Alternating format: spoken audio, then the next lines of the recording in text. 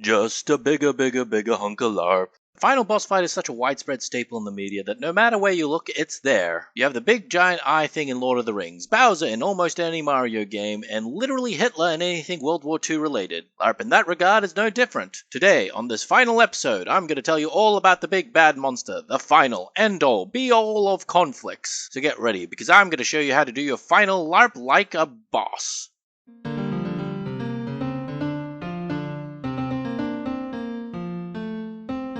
So when I talk about boss fights, I mean a fight that takes place at the end of a story arc or the last game of the year where everyone goes off and does holiday Christmassy stuff before returning the next year filled with candy canes and sugar-based regrets. Very rarely does this boss fight indicate the final game ever. A LARP isn't just going to end because of one of these fights, but if a LARP knows in advance that it's going to have a last game, then this is usually the kind of spectacle they'll include to make it memorable. Note that I'm ignoring player characters who are very powerful, skilled, or in some cases literal bosses of evil factions. What I'm referring to here when I talk about bosses is boss fights in the more gamey way. This can be a single giant boss with lots of hit points or even an army usually led by that single giant boss. Mechanically speaking, a boss fight can serve as a finale as I've mentioned to ensure all the power and resources you've gained is justified and put to use. Now there are three important factors when making a boss fight. The first is the story. Some LARPs don't care about this and the community in these sorts of LARPs are just happy to wail on stuff with foam weaponry. But for the LARPs that do care, usually this boss is behind a bunch of earlier problems or perhaps was summoned / created by the overarching baddie. Regardless, a lot of people find it hard to care about a fight if there's no context behind it. Long story short, it's easier for some people to beat something off if they have a story for it. The second factor is costuming. Now I know, I shouldn't be using the word costuming after I've gone to such lengths to call what we do as kit. But the word kitting sounds kinda weird to me. I'm going to be talking about kitting, kiting, knitting, bleh. Just doesn't work for me. Anyways, a boss monster has to be identifiable as the boss. Even if they're not that scary, they have to be at least look more intimidating than their non-boss-like counterparts. Even if they're the most powerful thing in the universe, nobody's gonna take them seriously if they rock up to the battle in their PJs. There is, however, one big issue with this piece of advice. An issue that the most wise, mature, and adult of us will ever know and experience. An issue that will age anyone who hears it. The cost.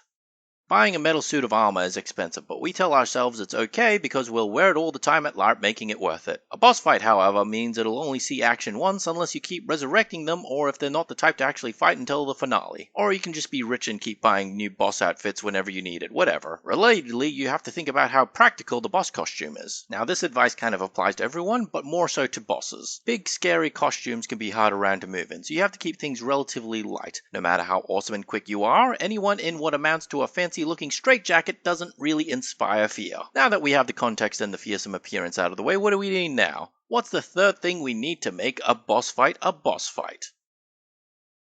The answer is we need the actual mechanics. The louder actions to their words, the dance to their talk, the deeds to their creeds. Technically, this should be divided into two different sections, but it still comes down to how good the boss is at fighting people. We're talking about who gets to be the boss monster. Ideally, you'll want someone who is actually a skilled fighter. Someone who, when fighting another person of equal or higher mechanical level, can still come out on top through sheer personal speed and skill. Because if you make someone who is physically slow and can't fight, it turns from a boss fight into a particularly tough pinata to beat up for treats. Only instead of candy, it's level ups and maybe magical loot. Mechanically speaking, you can also give them lots of abilities. Just try not to do anything too new with abilities. Sure, you can give them a brand new awesome venom beam laser breath, but if the fight has to stop so you can explain what it does, then you're just pausing the action to boast how awesome your attack was. Yeah, it's a bit boring to reuse the same spells over and over again, but it keeps the action going. Anyways, most boss monsters are also immune to being stunned, pushed around, or instant death type abilities. Generally, you want them to last a while, which is why they get lots of HP as well. However, you have to be very careful with this. The worst thing you can do is give the boss monster too many hit points. It'll just tire everyone out, including the boss itself. To make things more interesting, sometimes the boss can be indestructible until certain conditions are met. At which point, it's less of a boss fight and more of a very violent puzzle game that only works with a LARP group that would enjoy that sort of thing. You really gotta know your audience. A good idea is to mix up the two. Give the boss the potential to go down normally, but maybe have some sort of quest/puzzle related item that would deal a bunch of damage or even negate an immunity or disable a devastating ability they have. Like say, finding and throwing enchanted pepper at the dragon to make it cough and remove its devastating breath attack. Point is, fighting a boss has to be tough and challenging, and bringing it down has to feel cathartic or at least worth it. Now all of this advice is useless if no one's having fun. As long as the players and community are into it, then that's all that counts. Speaking of the community, the biggest boss fight any community has to face is toxicity. So let's band together and fight this thing. Make sure everyone's included, respect people's limits, encourage their stories, look after yourself, your health, mental state, and wallet. Compliment everyone's kit and share your candy. So now you know how to be a real boss in Larp.